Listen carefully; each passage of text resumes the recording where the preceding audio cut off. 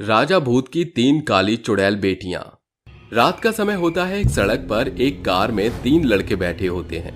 Arjun car को बहुत तेजी से चला रहा होता है। तभी सुमित कहता है, अरे भाई थोड़ा सा रहम कर ले हमारे ऊपर। हाँ, अरे हमें जिंदा भी वापस घर पर जाना है। और तुझे तो पता है तेरी भाभी कितना गुस्से वाली है। जरा भी मुझे खरोच आई तो पूरा पहाड़ सर पर उठा लेंगी। अरे यार सुमित, क्यों तू इतना डरता है? अरे कुछ नहीं होगा, एक ही तो जिंदगी मिली है। अब ये पल भी हम अपनी पत्नियों के बारे में सोच सोच कर गवा दे क्या? अरे अर्जुन, तू जितनी तेज चला सकता है चला। अर्जुन कार में गाने बजा देता है, जिसके बाद वो फुल स्पीड से कार को चला रहा होता है।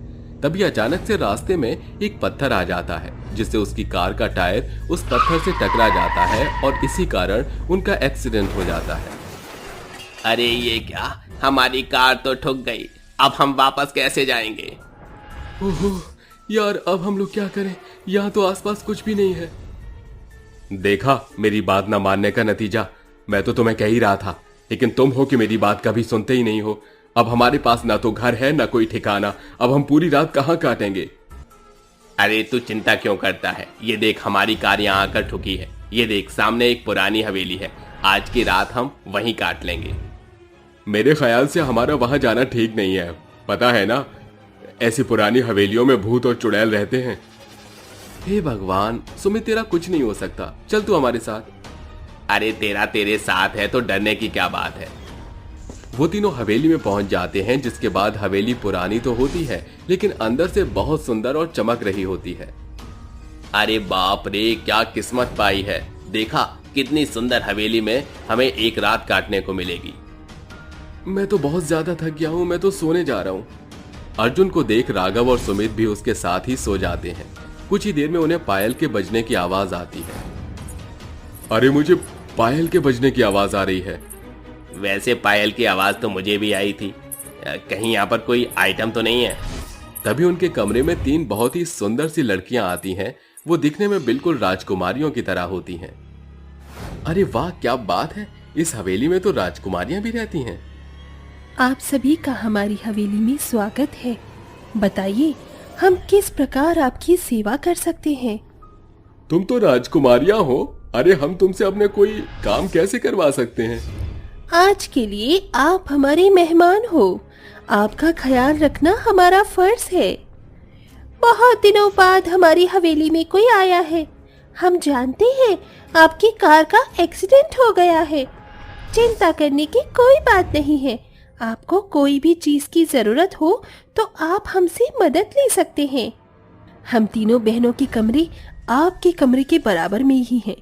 जरूरत पड़ी तो याद जरूर कीजिएगा। ऐसा कहकर वो तीनों राजकुमारी वहां से चली जाती हैं। उनके जाने के बाद राघव और अर्जुन बहुत खुश होते हैं। अरे क्या बात है, लगता है आज की रात हमारी चांदी चांदी होने वाली है। गुलाब के फूल खुद हमारे कमरे में चलकर आए हैं। हमें इस मौके का फायदा उठाना चाहिए। देखो, मुझे तो कुछ गड़बड़ लग रही है। भला इस सुनसान सड़क पर इस हवेली में तीन राजकुमारियां कैसे हो सकती हैं? अरे तूने देखा नहीं कितनी सुंदर थी वो तीनों? मन करता है कि एक राजकुमारी से शादी कर लूं। तभी उनके कमरे में भानु प्रताप आ जाता है और उनसे कहता है, अरे चिंता क्यों करते हो? अब तुम तीनों मेरे दामाद हो। मेरी बेटियों को तुम बहुत पसंद हो और मैं तुम्हारी शादी अपनी बेटियों से करवाना चाहता हूँ। देखिए भानु प्रताप जी, हम तीनों पहले से ही शादीशुदा हैं। हम आपकी बेटियों से शादी नहीं कर सकते। शादी तो तुम्हें मेरी बेटियों से अब करनी ही पड़ेगी, क्योंकि मेरी बेटियों ने तुम्हें पसंद किया है। मैं तो शादी करने के लिए तैयार हूँ। और मैं भी।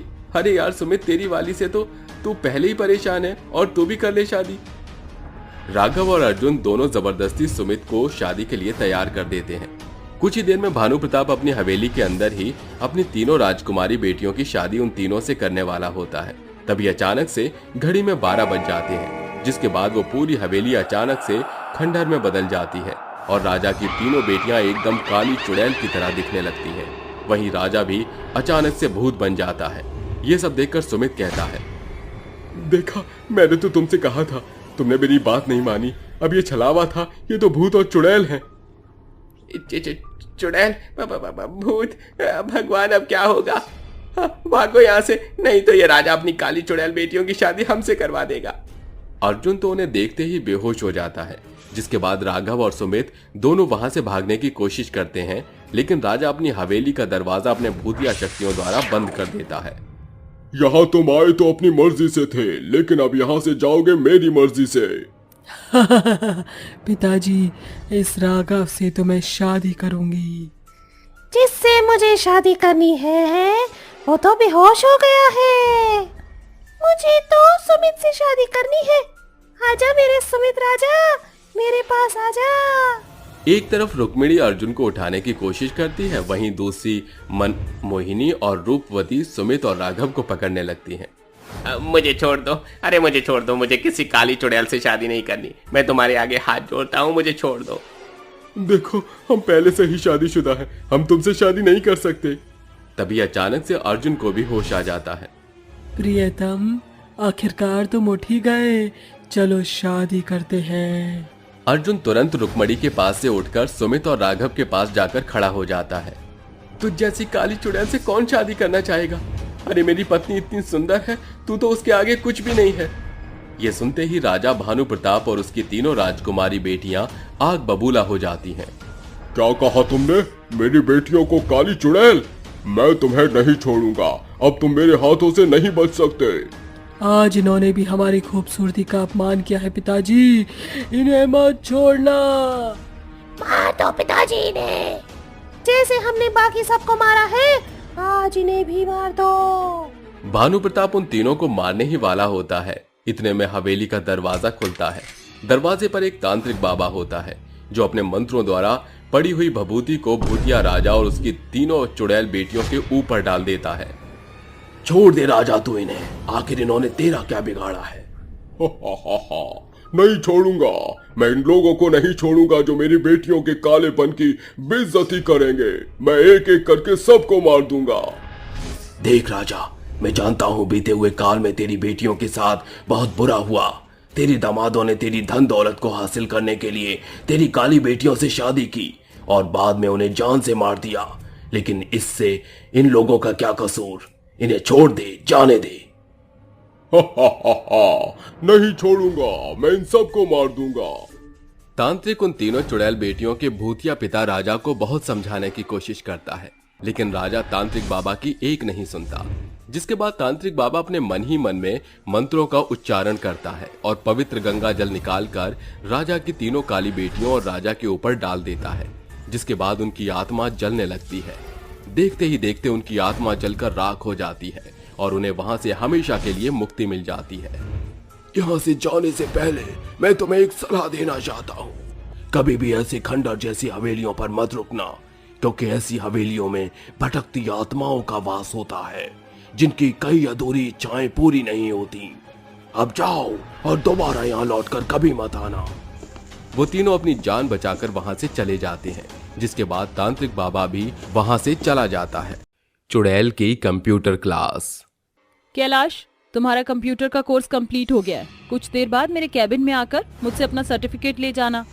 इतना कहकर टीचर अपने केबिन में जाकर बैठ जाती है और कुछ ही देर बाद कैलाश भी अपना फाइनल सर्टिफिकेट लेने के लिए अपनी टीचर के केबिन में पहुंच जाता है, जिसके बाद उसकी टीचर उससे कहती है, कैलाश, तुमने बहुत अच्छी तरह अपना कंप्यूटर का कोर्स पूरा किया है और तुम पूरी क्लास में सबसे अच्छे ग्रेड्स लेकर आए हो। ये लो तुम्हारा कंप्यूटर का सर्टिफिकेट। इतना कहकर टीचर कैलाश को सर्टिफिकेट देने लगती है। जैसे कैलाश अपना सर्टिफिकेट पकड़ता है, टीचर की आंखें अचानक से लाल हो जाती हैं और उसका रंग हरा हो जाता है। देखते ही देखते वो एक बहुत ही भयानक चुड़ैल में बदल जाती है, जिसके बाद वो कैलाश से कहती है, कैलाश, कंप्यूटर का सर्टिफिकेट लेने से पहले मैं तुम्हें एक बात बताना चाहूंगी। जो मेरे साथ हुआ, अब मैं वो तुम्हारे साथ करूंगी। अपनी चुड़ैल टीचर को देखकर कैलाश डर के मारे थर थर कांपने लगता है, जिसके बाद कैलाश अपनी चुड़ैल टीचर से कहता है, चुड़ैल, हे भगवान, तुम तो एक बहुत ही भयानक चुड़ैल हो। इसलिए तो मैं तुझे मारने वाली हूँ, क्योंकि तूने क्लास में टॉप किया है। अरे चुड़ैल टीचर जी, मुझे छोड़ दो। मैंने तुम्हारा क्या बिगाड़ा है? तुम मुझे क्यों मार रही हो? अरे जो तुम्हारे साथ हुआ वो तुम मेरे साथ क्यों कर रही हो? इससे तुम्हें क्या हासिल हो जाएगा? सुकून मिलेगा, मुझे तुम्हें मारकर बहुत ज्यादा सुकून मिलेगा। जब मैं किसी को अपनी तरह तड़पते हुए देखती हूँ तो मेरी आत्मा को बहुत आराम मिलता है। इतना कहकर चुड़ैल कैलाश को पकड़ती है और उसे मार देती है, जिसके बाद वो कैलाश के शरीर को सीधा अपने मुंह में निकल जाती है और चुपचाप वापस से अपनी सीट पर बैठ जाती है। जिसके बाद वो दोबारा से अपने टीचर वाले रूप में आ जाती है और खुद से ही बातें करने लगती है। आखिर मैंने इसे भी मार दिया। ऐसे ही मैं धीरे धीरे जो भी इस क्लास के कंप्यूटर का कोर्स कंप्लीट करेगा मैं उसे मारती जाऊंगी।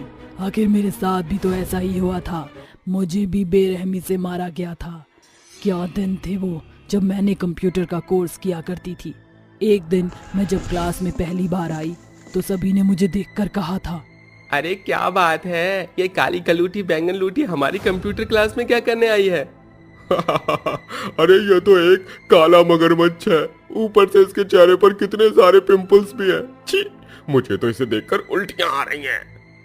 अबे यार देख, उल्टी आ रही है तो इसी के मुंह पर कर दियो, क्या पता तेरी उल्टी से इसका मुंह साफ हो जाए। सभी लोग मेरे ऊपर बहुत ही बुरी तरह हंस रहे थे। किसी को भी मैं अपनी क्लास में पसंद नहीं थी। अगर मैं सुंदर नहीं थी तो इसमें मेरी क्या गलती थी? और ये तो कुछ भी नहीं था। सबसे ज्यादा बुरा तो मेरे साथ तब हुआ जब मुझे सर्टिफिकेट मिलने वाला था। सभी बच्चे थोड़ा ध्यान से सुनना। इस क्लास का हर एक बच्चा कंप्यूटर के कोर्स में पास है, लेकिन जिसने पूरी क्लास में टॉप किया है उसका नाम है मोहिनी। मोहिनी, तुम पूरी कक्षा में सबसे अच्छे नंबर लेकर आई हो, इसलिए तुम्हें फर्स्ट पोजीशन दी जाती है। अपने बारे में यह सुनकर मुझे बहुत खुशी हुई थी, जिसके बाद मेरी आंखों में आंसू भरे हुए थे और मैं अपने सर्टिफिकेट लेने के लिए अपने टीचर की तरफ बढ़ रही थी। लेकिन मेरी खुशी मेरे क्लास के बच्चों से देखी नहीं गई, जिसके बाद उन्होंने आपस में प्लान बनाया। अबे यार, ये कैसे हो सकता है? ये भद्दी सी लड़की हम सबको पीछे छोड़कर कैसे जा सकती है? अगर इसको सर्टिफिकेट मिल रहा है तो हमें चुल्लू भर पानी में डूबकर मर जाना चाहिए। मेरे पास एक आइडिया है, अगर ये मर गई तो इसका फर्स्ट प्राइज किसी और को मिल जाएगा। जैसे ही टीचर इसको सर्टिफिकेट देंगे उसके बाद ये हम सभी को भाषण देने के लिए माइक के पास जरूर जाएगी। मैं उसी वक्त माइक में करंट की वायर अटैच कर दूंगा, जिसके बाद इसे एक जोरदार झटका लगेगा और वो मर जाएगी। क्या प्लान बनाया है भाई तूने? चल अब इस मोहिनी की बच्ची का काम तमाम करते हैं। उन तीनों ने मिलकर माइक पर बिजली के तार अटैच कर दिए थे, जिसमें बहुत ही ज्यादा हैवी करंट था। जैसे ही सर्टिफिकेट लेकर मैं माइक को पकड़ने लगी, वैसे ही मुझे एक बहुत जोरदार झटका लगा, जिसकी वजह से मैं वहीं मर गई। मेरे मरने के बाद किसी ने भी मेरी डेड बॉडी को नहीं छुआ, क्योंकि मैं सुंदर नहीं थी। बेचारे माँ बाप ने मेरा अंतिम संस्कार किया और मेरे मरने के बाद फर्स्ट प्राइज राकेश को दे दिया गया। देखो बच्चों, मोहिनी क्लास में फर्स्ट थी, लेकिन अब वो इस दुनिया में नहीं बची। मोहिनी के बाद अच्छे नंबर राकेश लेकर आया था, इसलिए ये फर्स्ट अवार्ड और सर्टिफिकेट राकेश को दिया जाता है। ये लो राकेश, तुम्हारा कंप्यूटर का सर्टिफिकेट। शुक्रिया सर, आखिर जो जिसका हकदार होता है वही उसे पाता है। मरने के बाद मैं चुड़ैल बन चुकी थी, जिसके बाद ये सब क्लास की खिड़की से झांक कर देख रही थी। मैं कंप्यूटर सीखकर बहुत कुछ करना चाहती थी, अपने गरीब परिवार को अच्छी जिंदगी देना चाहती थी और जो बच्चे गरीब थे उन्हें फ्री में कंप्यूटर सिखाना चाहती थी। लेकिन मेरे साथ साथ मेरे सभी सपने भी मर गए। लेकिन अब और नहीं, मैं किसी को नहीं छोड़ूंगी। अब जो भी कंप्यूटर में अच्छे नंबर लेकर आएगा मैं उन सबको मार दूंगी। अगला नंबर ब्रिजेश का है। इतना सोचकर चुड़ैल वहां से उठती है और बाहर जाकर ब्रजेश नाम के स्टूडेंट को अपने केबिन में बुलाती है, जिसके बाद वो कैलाश की तरह उसे भी मार देती है। ऐसे ही जो भी अच्छे नंबर लेकर आता चुड़ैल उसे मार देती है। धीरे धीरे गांव के बच्चों की संख्या कम होने लगती है, जिसकी वजह किसी को पता नहीं होती। कई दिनों से मेरा ब्रिजेश गायब है, कुछ समझ में नहीं आ रहा। मेरा बेटा आखिर गया तो गया कहाँ? मेरा बेटा कैलाश तो तुम्हारे बेटे से पहले से ही गायब है। पुलिस कंप्लेन लिखवा दी थी, लेकिन मेरे बेटे का कोई अता पता नहीं। पता नहीं धरती खा गई या आसमान निकल गया। आखिर हमारे बच्चे कहाँ गायब हो रहे हैं? जब से इस गांव के बच्चों ने कंप्यूटर क्लास में जाना शुरू किया है, तब से ही बच्चे धीरे धीरे गायब होते जा रहे हैं। मुझे तो उस टीचर पर ही कुछ शक होता है। शिल्पा की बातें सुनने के बाद गांव की सभी औरतें उसकी बातों के ऊपर विश्वास करने लगती हैं, जिसके बाद एक रोज गांव की सभी औरतें इकट्ठा होकर टीचर से मिलने के लिए जाती हैं। लेकिन मिलने से पहले वो सभी औरतें क्लास की खिड़की से झांकने लगती हैं, जिसके बाद वो टीचर को अचानक से चुड़ैल के रूप में आते हुए देखती हैं, जो उनके बच्चों को मार रही होती है। हे भगवान, ये तो एक चुड़ैल निकली। इसका मतलब यही हमारे बच्चों को खा रही थी इतने दिनों से। अब हम इससे कैसे पीछा छुड़ाएं? चुड़ैल तो बहुत ज्यादा शक्तिशाली है, इसके लिए हमें तांत्रिक बाबा को बुलाना होगा। पास ही में एक तांत्रिक बाबा रहते हैं, चलो उनके पास चलकर मदद मांगते हैं।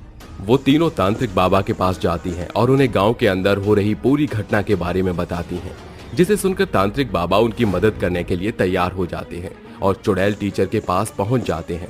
जिसके बाद तांत्रिक चुड़ैल टीचर से कहता है, दुष्ट चुड़ैल, मैं तेरे बारे में सब कुछ जानता हूँ।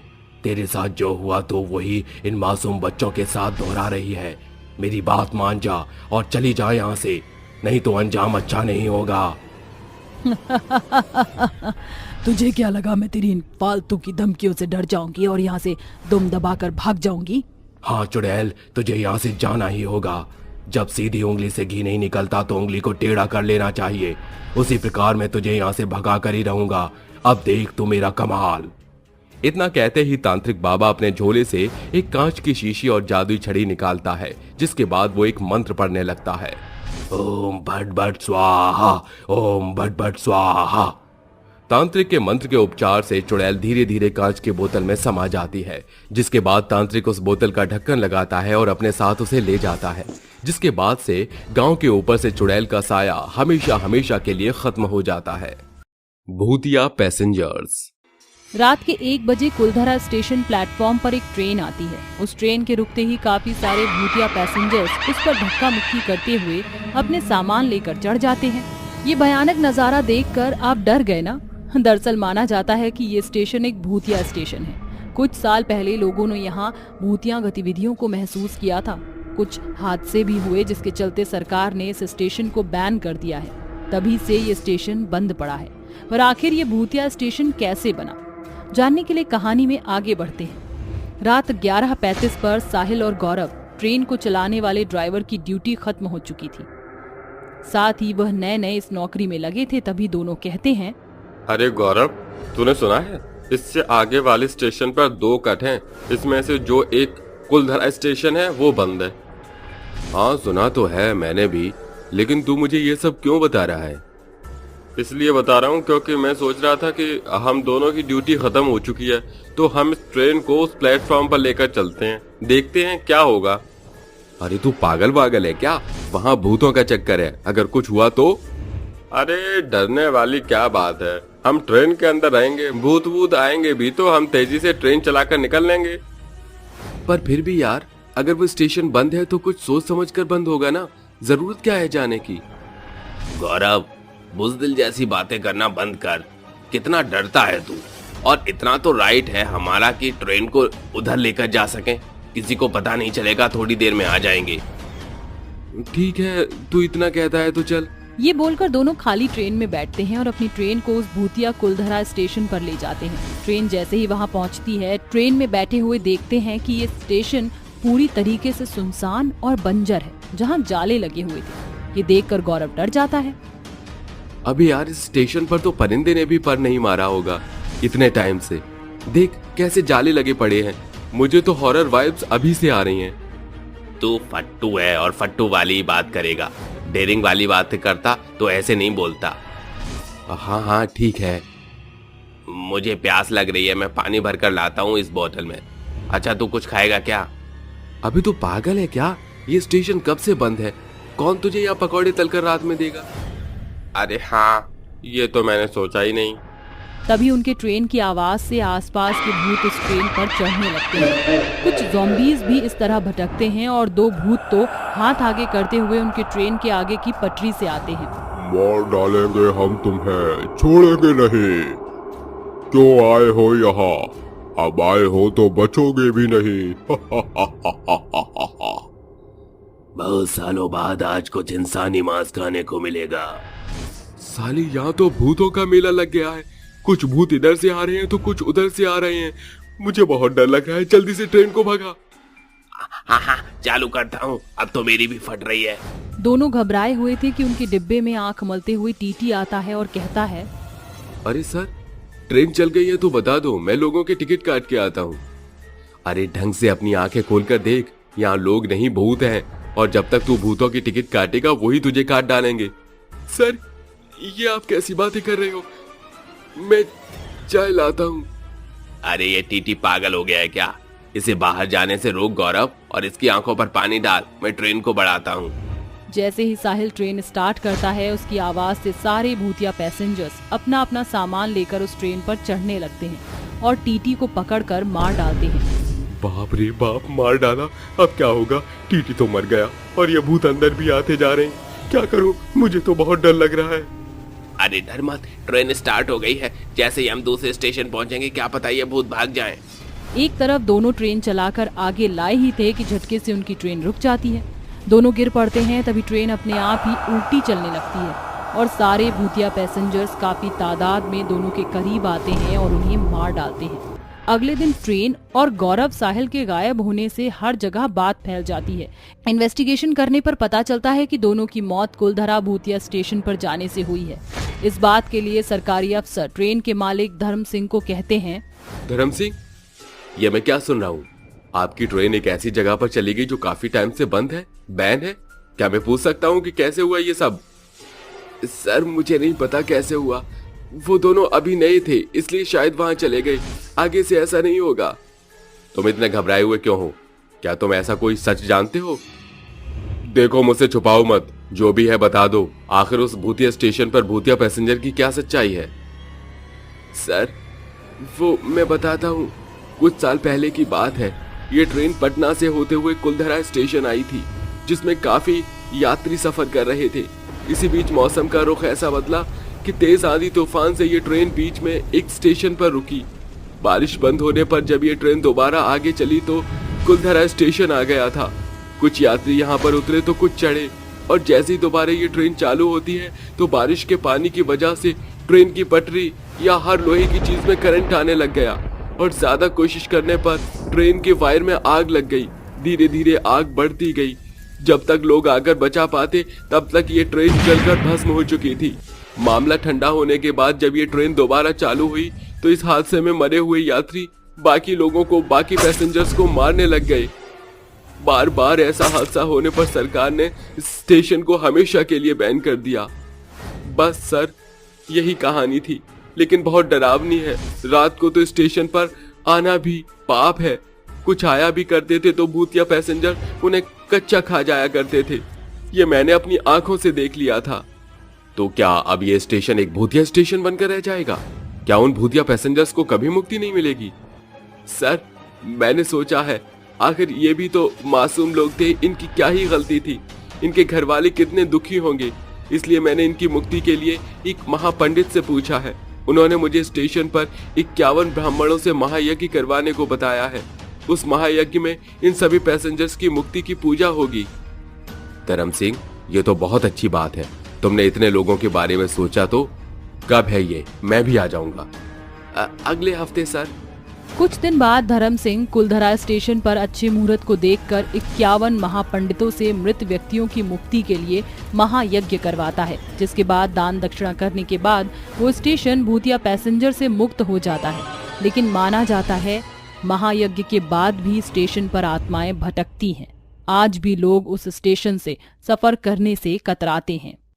चुड़ैल की सब्जियां। पिताजी, आपकी तबीयत बिल्कुल भी ठीक नहीं है, फिर भी आप सब्जी बेचने जा रहे हैं। बिना जाए गुजारा भी नहीं है बिटिया। अभी इस पिता के कंधे पर जवान बेटी का घर बसाने की भारी जिम्मेदारी है। किशनगंज गांव में रहने वाला माधव अपनी 19 साल की बेटी कंगना के साथ रहता था। माधव सालों से सब्जियां बेचा करता था। आज भी वह बीमार हालतों में सब्जियों से भरा हुआ ठेला लेकर चल देता है। आलू ले, बैंगन ले, पालक ले, मेथी ले, आ जाओ भैया, ले जाओ ताजी हरी सब्जियां। भैया आ जाओ, ले जाओ। जेठ की लुभरे मौसम और कड़कती धूप में सर से पांव तक वह पसीने से सराबोर हो जाता है कि अचानक धूप की तेज किरणों से उसका सर जोर से चकरा कर एक नुकीले पत्थर पर लग जाता है। हे ईश्वर, कोई बचाओ। लगता है आज तो मेरे प्राण निकल ही जाएंगे। उसके सर से बहता खून पूरी जमीन को रंग देता है और माधव की जान चली जाती है। गांव के कुछ लोग माधव की लाश को उठाकर ले आते हैं, जहां कंगना रोती हुई कहती है, हे भगवान, तू इतना निर्दयी कैसे हो सकता है? जन्म के वक्त माँ छीन ली और आज पिताजी भी मुझे छोड़ गए। बस कर कंगना बिटिया, रो रो कर आंखें सुजा ली हैं तूने। कंगना हिम्मत बांधकर अपने पिता की चिता को अग्नि देती है और चिता के पास बेसुध होकर रात भर फूट फूट कर रोती है। मैं तो इतनी पढ़ी लिखी भी नहीं हूँ कि कोई अच्छी नौकरी कर सकूं, लेकिन हिसाब किताब में तो मेरा जोड़ घटाव एकदम ठीक है। मैं भी अब से सब्जी बेचूंगी। वह पाई पाई जोड़कर मंडी से सब्जियां खरीदकर उन्हें बेचने के लिए गांव के सब्जी बाजार में ठेला लगाकर कहती है, सब्जी ले लो, ताजी हरी सब्जी ले लो, सस्ती सब्जी ले लो। अरे ओ सब्जी वाली, ये भिंडी कैसे दी? 10 रुपए पाव है बाबूजी। अरे वाह, तुम तो बड़ी ही सस्ती और ताजी सब्जियां बेच रही हो। बाकी सब्जी वाले ने तो लूट मचा रखी है, सुनार के भाव सब्जियां बेच रहे हैं। ये सुन बाकी के 3 ठेले वाले गुस्से से बौखला कर कहते हैं, अरे पप्पू, ये तो तेरा ग्राहक है ना, देख आज इस छोकरिया से सब्जियां ले रहा है। फोन तो मेरा भी खोल रहा है, एक बार तो इसको धमकाना ही होगा। तीनों अपना ठेला छोड़कर कंगना से कहते हैं, अरे ओ 2 टके की छोकरी, ये हमारा अड्डा है, हटा अपना ठेला यहाँ से। हमसे दुश्मनी मोल लेना तुझे भारी पड़ेगा। मैं तो आप तीनों को जानती भी नहीं, तो दुश्मनी का सवाल ही कहाँ उठता है। हमारा हक मारा है तूने, अरे हम बरसों से यहाँ सब्जी बेच रहे हैं, उठा अपना ठेला और चलती बने यहाँ से। लेकिन ये तो ग्राहकों के हाथ में होता है कि उन्हें कहाँ का सौदा पसंद आए। उन्हें मेरी सब्जियां सस्ती लगी तो उन्होंने खरीदा। गुस्से से बौखलाकर वो तीनों सब्जियों से भरा ठेला पलटकर चल देते हैं और आए दिन उसको परेशान करते। फिर भी कंगना हार नहीं मानती थी। उसकी सब्जी की दुकान पर रोजाना सैकड़ों लोगों की भीड़ लगती थी। कल तक हमारे गल्ले सब्जियों की बिक्री से नोटों से ठगम ठेल रहते थे। कल की आई 2 टके की छोकरी के चलते पाव भर सब्जी बेचना भी मुश्किल हो गया है। थोड़ी देर के लिए बाजार एकदम सुनसान होने वाला है, आज इसको आखिरी बार धमकाते हैं। कुछ घंटे बाद बाजार में घनघोर अंधेरा और सन्नाटा छाने के साथ वो कहते हैं, बड़ी कमीनी किस्म की छोकरी है तू, लाख समझाने पर भी तूने सब्जी बेचने का धंधा बंद नहीं किया। हमारे पेट पर लात मारने में तुझे मजा आ रहा है ना, आज तू मरेगी। मैं तुम्हारी खोखली धमकियों से डरने वाली नहीं हूँ, हटो। रुक, अभी मजा चखाते हैं तुझे। रुपेश और अजीत उसका हाथ पकड़ते हैं और पप्पू ठेले का तराजू पलटाकर उठाकर उसके सर पर मार देता है, जिसके साथ उसके सर से खून के फुहारे फूट पड़ते हैं। तुमने मुझे मारकर अच्छा नहीं किया, मैं अपना बदला लूंगी। ये तो मर गई। अगर किसी ने इसको पहचान लिया तो?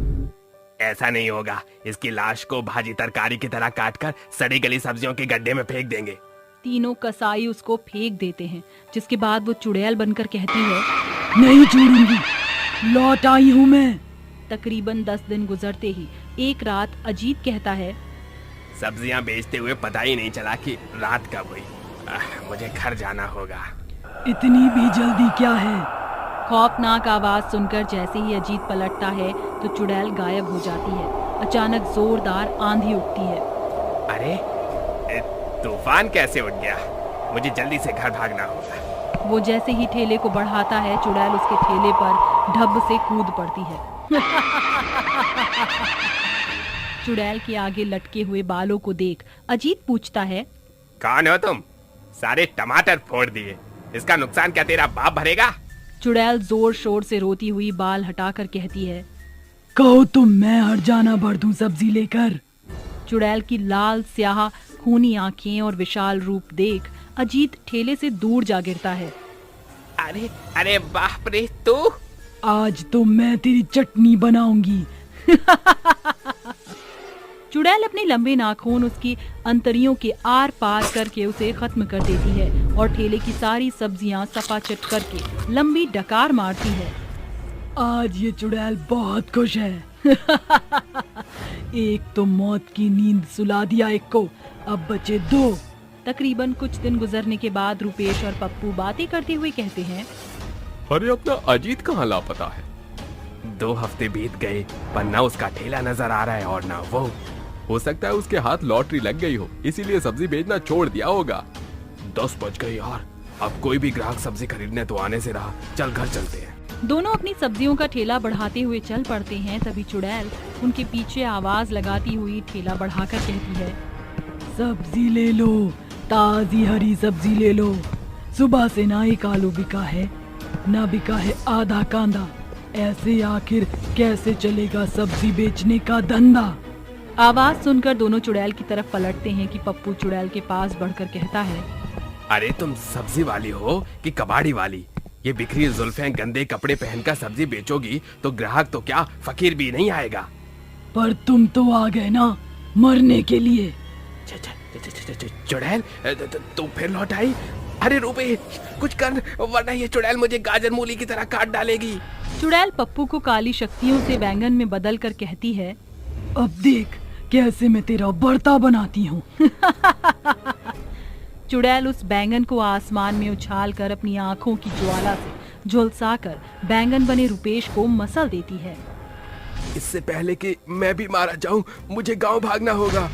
पप्पू 100 की रफ्तार से गांव की तरफ भागता है। चुड़ैल भी अपने सब्जी के ठेले के साथ उसके पीछे भागती है।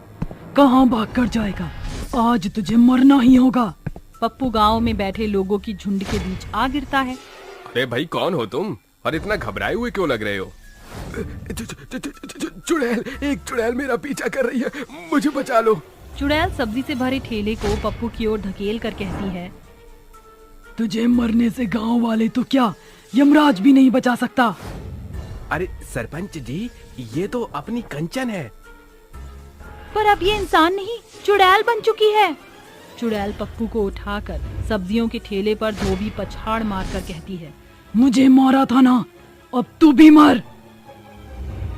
रुको, आखिर क्यों मार रही हो इस बेचारे को? ये सुनकर चुड़ैल की आंखों में खून उतर आता है और पूरा गांव आंधी की चपेट में आ जाता है। बेचारा नहीं, कसाई है ये। इसने अपने 2 साथियों के साथ मिलकर मुझे बेरहमी से मारकर मेरी बोटियों को सब्जी के खत्ते में फेंक दिया था। आज मैं इसकी जान ले लूंगी। मुझे माफी दे दो चुड़ैल। छोड़ दो चुड़ैल इसको। मैं इस हत्यारे को किसी कीमत पर नहीं छोड़ूंगी। खबरदार, जो किसी ने मेरे बीच में आने की कोशिश की तो मैं उसे भी मार डालूंगी। चुड़ैल गांव के लोगों पर सब्जियों की बरसात करते हुए अपने विशाल रूप में आकर पप्पू को अपने हाथ में उठाकर मसलते हुए खाने लगती है।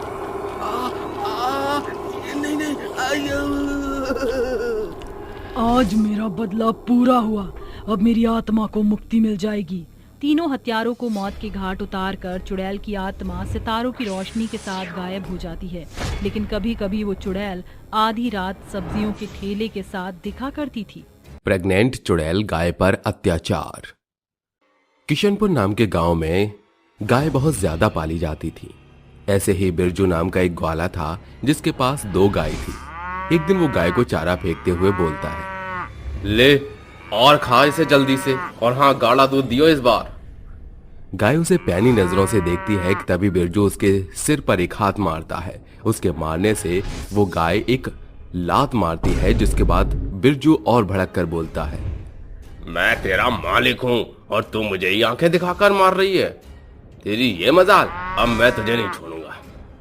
ये बोलते ही बिरजू एक पतली छड़ी उठाकर उस गाय को मारने लगता है, जिससे उस गाय को बहुत दर्द होता है। तभी थोड़ी दूर खड़ी झुमरी नाम की एक गर्भवती चुड़ैल गाय ये सब देख लेती है और वो गुस्से से बिरजू की तरफ दौड़कर आती है और उसे अपने सींग मारकर गिरा देती है।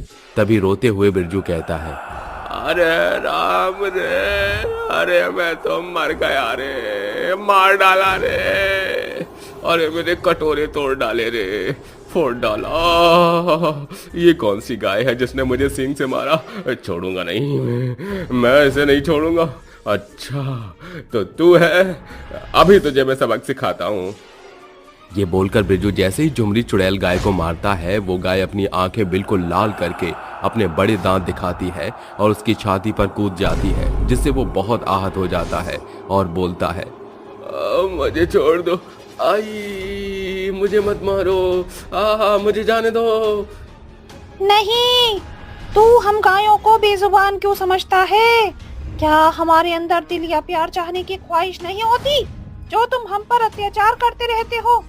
अगर उसको तू प्यार से चारा दे देता तो तेरा क्या बिगड़ जाता? माफी मांग उससे, माफी मांग। मैं माफी मांगता हूँ प्यारी गाय, मुझे माफ कर दो। अब से मैं तुम्हारे साथ ऐसा नहीं करूँगा।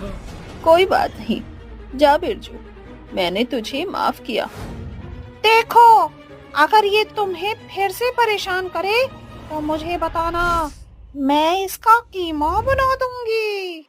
ये बोलकर गर्भवती चुड़ैल गाय जाती है कि बिरजू उठकर उस गाय को फिर से मारता है। तभी वो चुड़ैल गाय वापस आकर अपने सींग उसके पेट में घुसाकर मार डालती है और कहती है, धोखाधड़ी करने वाले मुझे बिल्कुल पसंद नहीं। तुम इंसानों की फितरत ही बेईमानी की होती है। अच्छा हुआ मुझे बचा लिया, वरना आज तो ये मुझे मार ही डालता। जान बचाने के लिए शुक्रिया। कोई बात नहीं, ये तो मेरा फर्ज था। ये बोलकर चुड़ैल गाय चली जाती है। वक्त बीतता है। अगर चुड़ैल गाय कहीं भी किसी को भी गायों पर अत्याचार करते हुए देखती थी तो उसका खून खौल जाता था और वो उसके मालिक को जान से मार दिया करती थी। ऐसे ही एक आदमी गाय को भरी धूप में लाठी मारकर उसे चलने को कह रहा था। गाय की हालत बिल्कुल बेकार हो चुकी थी। वो भूखी और प्यासी थी, जिस वजह से वो एक कदम भी आगे नहीं बढ़ पा रही थी। तभी वो आदमी उस गाय पर लाठी मारते हुए कहता है, अरे तू चल क्यों नहीं रही है? मार रहा हूँ तब भी ढीठ सी यहीं खड़ी है, चलना। मालिक, मुझसे अब और नहीं चला जाता। मैं इस धूप में थक चुकी हूँ। एक कदम और चली तो गिर जाऊंगी। ओहो, तो अब तेरे भी नखरे सहने पड़ेंगे मुझे। चुपचाप चल ले। मालिक, मैं बहुत थक गई हूँ, मुझे बस थोड़ा सा पानी पिला दीजिए, मैं चल लूंगी। लगता है तू ऐसे नहीं मानेगी, तुझे सबक सिखाना पड़ेगा। ये बोलकर वो आदमी उस बेचारी गाय को मार मार के जख्मी कर देता है। गाय की हालत बहुत बुरी हो जाती है। वो जमीन पर गिर पड़ती है। वो आदमी अपनी गाय के गले में से फंदा निकालकर उसे छोड़कर चला जाता है। वो घायल तपती धूप में वहीं बेहोश पड़ी रहती है। तभी गर्भवती चुड़ैल गाय की नजर उस बेहोश गाय पर पड़ती है और उससे वो कहती है, अरे उठो, सुनो, तुम्हें क्या हुआ? तभी चुड़ैल गाय अपनी पूंछ से उसके मुंह पर सहलाती है, जिसके बाद वो गाय होश में आ जाती है और कहती है, मैं कहाँ हूँ? मुझे प्यास लगी है, पानी चाहिए। तुम ठीक तो हो ना? मैं तुम्हें पानी पिलाती हूँ। उठो और मेरे साथ मेरे घर चलो। ये बोलकर चुड़ैल गाय उसे जंगल की तरफ ले जाकर कहती है, देखो, मैं यहाँ रहती हूँ। तुम पानी पी लो और मुझे बताओ, तुम्हारी ये हालत कैसे हुई? तुम्हारे गले में भी निशान है। वो मेरी हालत मेरे मालिक ने की है। वो मुझे तपती धूप में चलने को मजबूर कर रहे थे, मुझे मारा भी, और जब मैं बेहोश हो गई तो मुझे छोड़कर चले गए। क्या तुम्हारे साथ इतना सब हो गया? बताओ तुम्हारा मालिक कहाँ है? उसे तो मजा चखाना ही पड़ेगा। नहीं, वो तुम्हें भी मारेगा, तुम मत जाना उसके पास। तुम मेरी फिक्र मत करो, मैं उससे बहुत ज्यादा ताकतवर हूँ। बस तुम मुझे उसके पास लेकर चलो। गर्भवती चुड़ैल गाय की बात सुनकर वो गाय अपने मालिक के पास उसे ले जाती है, जहाँ वो चुड़ैल गाय अपने असली खोखार रूप में आकर उसके मालिक को कभी अपने सिंग से तो कभी पैरों से बहुत मारती है, जिसके बाद वो मर जाता है। तभी चुड़ैल गाय उस गाय से कहती है, देखा, तुम्हारे साथ बुरा करने वाले का मैंने क्या हाल किया। मुझे ऐसे लोगों से सख्त नफरत है जो बेजुबान गायों पर अत्याचार करते हैं। पर तुम इतनी बुरी नफरत क्यों करती हो? क्या तुम्हारे साथ कुछ बुरा हुआ था? हाँ, मेरे साथ बुरा हुआ है, बहुत बुरा। 6 महीने पहले की बात है। मेरे मालिक चक्की बहुत गरीब थे। इतना गरीब था कि कभी उस पर खाने के लिए भी कुछ नहीं था। ऐसे ही मैं उसे जंगल में मिल गई। उसने मुझे वहाँ चारा इकट्ठा करके खिलाया और फिर मुझे अपने घर ले गया।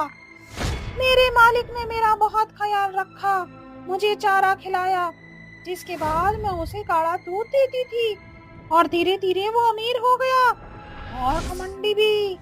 कुछ महीने बाद मैं गर्भवती हो गई, जिसके बाद मेरी तबीयत खराब होने लगी और मैंने दूध देना बंद कर दिया था। तभी मेरा मालिक आकर कहता है, क्यों रे, इतने दिन हो गए दूध क्यों नहीं देती है? तेरी वजह से मेरा बिजनेस ठप होता जा रहा है। अगर तू दूध नहीं देगी तो मैं कमाऊंगा कैसे? मालिक, मेरी तबीयत ठीक नहीं है, कुछ वक्त तक मैं दूध नहीं दे पाऊंगी। अच्छा, तो तू दूध नहीं देगी? ये सुनकर जग्गी उसे बहुत मारता है, जिसके बाद वो और जख्मी कमजोर हो जाती है। कुछ दिन बाद जग्गी दूसरी गाय ले आता है जो आलसी और कमजोर थी। इस वजह से वो कम दूध देती थी। जग्गी को यह बर्दाश्त नहीं हुआ। दिन पर दिन उसका घाटा होता जा रहा था। इसी वजह से वो एक दिन बहुत दारू पी के झुमरी को कहता है, झुमरी, तूने मेरे साथ बहुत गलत किया है। अब तेरी वजह से मेरा बहुत घाटा हुआ है। अब मुझ पर पैसे भी नहीं रहे और कोई मुझसे दूध भी नहीं खरीदता था।